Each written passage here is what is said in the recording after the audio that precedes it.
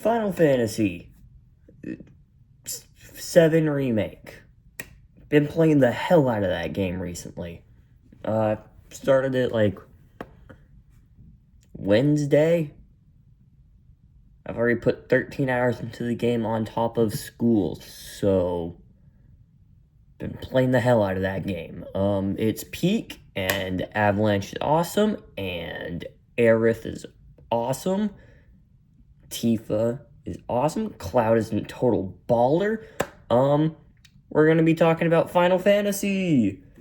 That's 2 videos in a row of a Universes Beyond set, so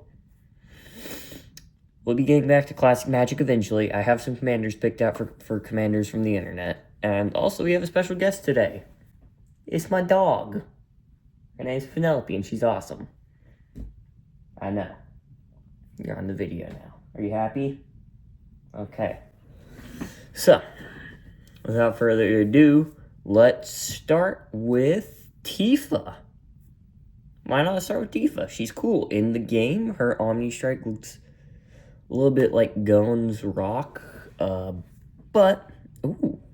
Hunter Universe Beyond would go crazy, but enough of that. Tifa, whenever she has landfall, so it'd be a pretty fun landfall deck. Been wanting to build one of those. I just don't have bulk, and I don't have landfall, and I don't have money.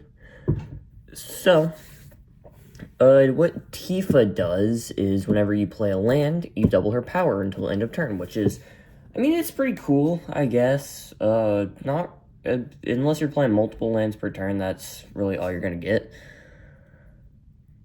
But yeah, Tifa doesn't have much going for her. Pair with Traveling Chocobo, and if I'm right about that, you can just play lands. Play as many lands as you want from the top of your deck. So, if I read that right, that's gonna be pretty crazy. If I'm not reading that right, that's gonna be pretty bad. You can still put Traveling Chocobo in there. It's a really good card. And I think it's a little expensive for some of its styles. But, I mean, who knows, really? I don't know, actually. How much is Traveling Chocobo? I don't have my Chromebook here with me. Okay, I'll get a price on that on editing. I'll put all the prices on these in editing. Next, we'll go to one of the clouds I have picked out. We'll go to Cloud X Soldier. I don't know exactly what he does off the top of my head. I'm doing this like the first one, nothing with me, just off the dome. Because I know some of these cards pretty well. And so, what Cloud X Soldier does is, whenever he attacks with power 7 or greater, I get to create a treasure token and draw a card. Pretty sure that's all he's got going for him. And there's another Tifa that for red, white, green, just like Cloud X Soldier, you get to, whenever you attack with a creature with power 7 or greater, you get to have another combat phase.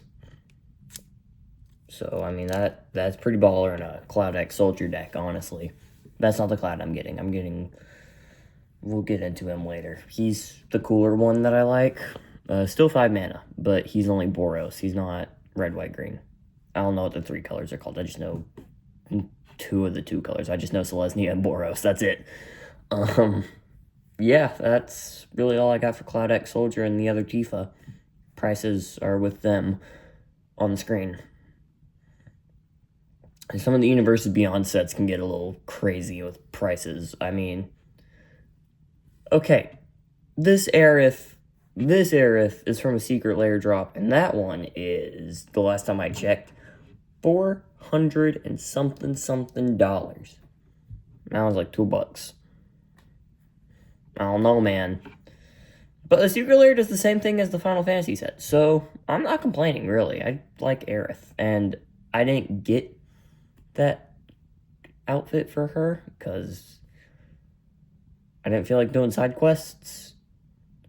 So I got the one for doing 0 to 2 side quests. I don't prioritize side quests in games. Yes, they're cool and all, and some of them were worth doing, like the Moogle Merchant one. That was incredibly worth it. Um, yeah, but no, I didn't do enough side quests, because one of them was like, in the wall market, it was like 10 stages for Party That Never Ends, and one of them was just a squad off. That one was pretty cool. I did that one. It was really easy, too. You just gotta get in the rhythm. I got 30 squats on that, so if you beat my score, just comment. I'm the goat at that minigame, though, I think. But, next, well, actually, I gotta explain what Aerith does. Aerith, you get to put a +1/+1 on it put a +1/+1 on her for each life you gain. No, whenever you gain life. My bad. Not for each. That'd be kind of crazy. So, and it's mono white, and mono white is notorious for gaining a butt ton of life. So, you put Aerith in the mono white deck as your commander. You get a ton of +1/+1s. And then, when Aerith dies, you put X +1/+1s on all legendary creatures. Where X is the number of +1/+1s Aerith had on her. So, I mean, if you can find a way to get a sacrifice effect in mono black and mono white, then you just die. Not die. You just get trillions of +1/+1s on all legendary creatures you control. Yay!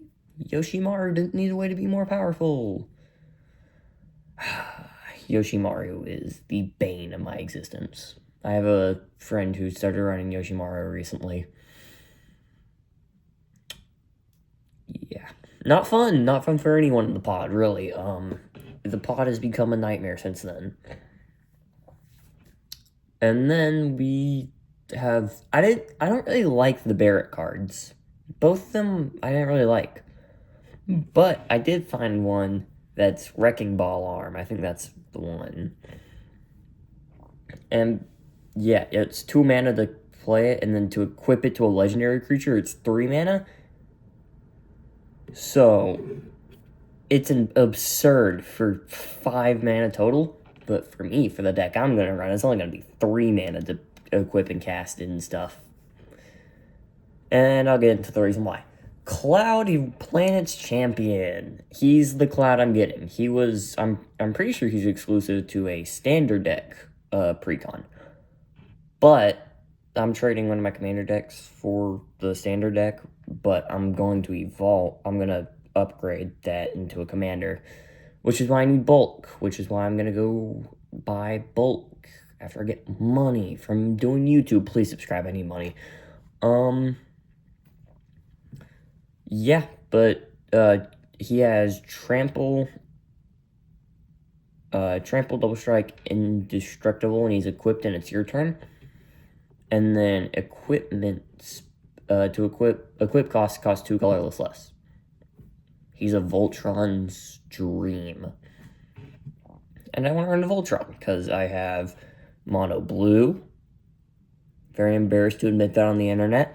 I have a Boros, which was the one I did a deck review on.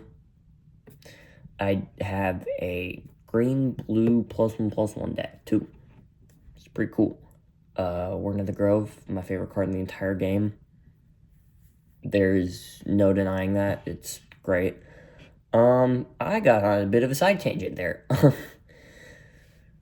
Yeah, but Cloud, Planet's Champion, is an awesome card. Then for the final card... Is that it? No! I didn't talk about Avalanche! I love Avalanche. It's Jesse, Biggs, and Wig... Whoa. Jesse, Biggs, and Wedge on one card. I love Wedge. Wedge is the GOAT, and he also voiced one of my favorite characters on Kick Butowski. God, that show is old. Yeah. But it's a pretty cool card. Walls Voltrons. Its power is equal to the number of artifacts your opponents control. It doesn't necessarily wall, but it also walls. You know what I'm saying? If you have a big pod and they get a lot of artifacts, then you're set for life, really. And then whenever it does combat, whenever a player activates an artifact ability, you deal 1 damage to that player. It's pretty nice. It's literally them bombing reactors. It's fun. Soul Ring. You tap Soul Ring, you gotta take 1 damage for that Soul Ring. Is it worth it? Yes. 1 damage for 2 colorless is always gonna be worth it. Yeah, but that's really all I got this time. Yeah. Final Fantasy VII, played the hell out of it, loved it. We'll continue playing it after editing this and making bacon. Alright, see ya. Subscribe, give me money. Well, make me eligible to get money so I can give you more magic stuff and give you openings and stuff. Okay, see ya.